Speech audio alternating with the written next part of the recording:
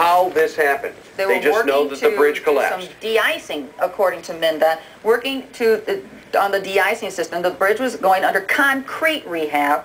We said again, this is a bridge that opened in 1967. It was undergoing concrete rehab, but they do not believe there's any reason to believe that this is sabotage. And I think that might clear the minds of many here, because when you're thinking about the ironic timing of this during rush hour and the number of people on this bridge, it would be the first thing that comes to anyone's mind ever since 9/11. There's MnDOT 6 backboards that are going in right now. Sabotage here. Yes, you see it, just 6 of the backboards. They're going to need many, many more, because again, we're talking about an estimated 50 cars on the river, 20 to 30 workers on the bridge when it collapsed. And you know, racking my brain here, having spent the majority of my life in the Twin Cities, there is nothing that I can think of that would equal the magnitude of what we're seeing happening right now as we speak. No, there was an accident with Anderson and Construction several years ago on 94. This doesn't even rival what we're seeing here.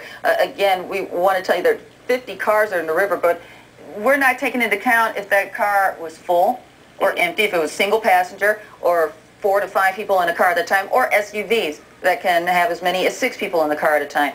So we're not really certain the number of people. You heard Jeff Goldberg say the ambulances are stopping, dropping, and going back to the scene. So far he's seen maybe half a dozen people, a little bit more, but you can expect these numbers to go up throughout the evening. Now you can see, can we take that graphic back down? This is an accident on 35W. You can see the rescue workers climbing up ladders, trying to get up to the structure so they can get those backboards and get out into the water to see if there's anybody that is still there. We also heard from Ian Leonard, storms are on the way, so they have to work fast to try to see if there are people that are still in the water. There are people still trapped underneath concrete slabs, if there's anybody's trapped on West River Parkway as well. You can imagine that emergency crews have been called in now from parts all around the metro and the outlying communities, so many of them just arriving on the scene and getting there for the first time so that they can lend a hand to any...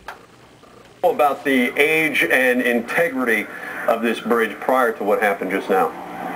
As far as we know, we do inspections on our bridges throughout the state on a regular basis, and there was nothing at this point.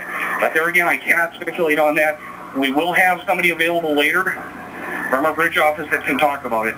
Can you say with any certainty when the last time this bridge in particular was inspected? No, I don't have those records with me. Are you finding it's a problem because people are so curious as to what's happening on the scene? Have you seen some problems with that interfering with rescue efforts? We are quite a few people down here that should not be down here, and we would like to get everybody out of the area. Brianne Stately, are you with us right now? Yes. I'm glad you are. And abrasions was the worst of the injuries that I could make out from a distance.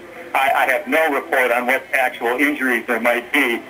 But the victims that I saw them as the injured people at this point are, like I say, neck braces and obvious abrasions that they've been through something, some kind of cut, some bleeding, some obvious bleeding. Sure. But I have not seen any deceased people coming out in these journeys yet. So they're injured people, injured victims of the bridge collapse. Okay, John Rieger, live at Hennepin County Medical Center. We'll, of course, keep there on standby and get back to you when you have some new information. Thanks for your help. Thanks a lot, John. We got a little information, a little history about this bridge, about this 35W, this area. Claim to fame was that the bridge was built with a single 458-foot long steel arch to avoid putting any piers in the water in order to, to not impede river navigation. And I think that's one of the most important parts. If you see right there, folks, to the right of your screen, see that thing jutting out, right there, now in the middle of your screen, that looks like an upright pier. There was one on this side of the bridge, and then if you go all the way across the river to the other side of the bridge, which is a span of 458 feet, there was another one.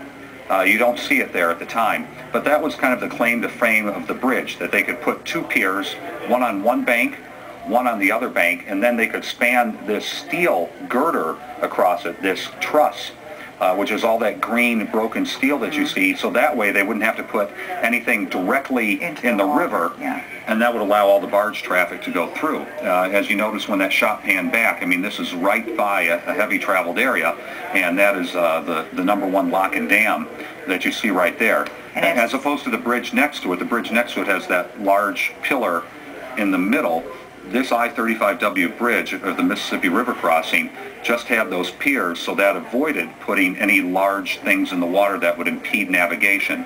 1,907 feet, 458-foot longest span, too. Yeah, that's a long... Perched above the water, some of those other vehicles down under the water. We saw the rescue crews trying to search through windows.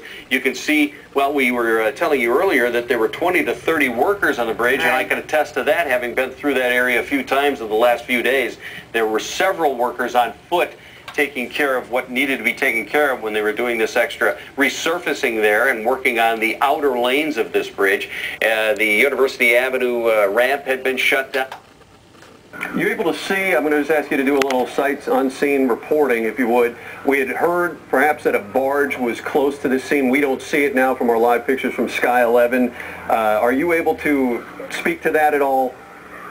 From my vantage point, I cannot see a barge or anything. Okay. Kent Barnard with the Minnesota Department of Transportation. They're very close to the riverbank, really, and he is talking at length with us. We really appreciate his time giving us an update as to what he's able to see, and what he was telling us is that some work there he was aware of from Minnesota Department of Transportation and its contractors going on the top, working some surface paving repair work. Yeah, certainly something that happens all the time on nearly every bridge across the state when it's finally summertime and they can get that work done. Obviously, we still don't know what caused this bridge to collapse.